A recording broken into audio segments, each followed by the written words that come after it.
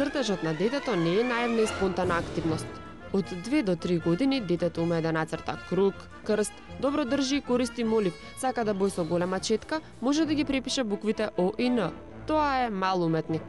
Црта човек со глава, кружна линија во чија внатрешност се сместени елементите на лицето. Овој облик стои на нешто што најверојатно треба да бидат 2 нозе, 2 раце. Тие се представени само со по една линија. Рацете понекогаш се нацртани, излегуваат од главата, а некогаш не се нацртани. Многу порано се користат повеќе линии кај нозете, а дури подоцна кај рацете. Овие фигури се нарекуваат полноглавци. Повеќето деца поминуваат низ оваа фаза. Кај некои трае само по неколку дена.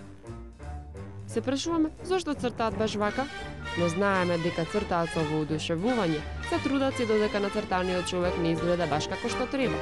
Сето ова затоа што детскиот ум е невин и чист.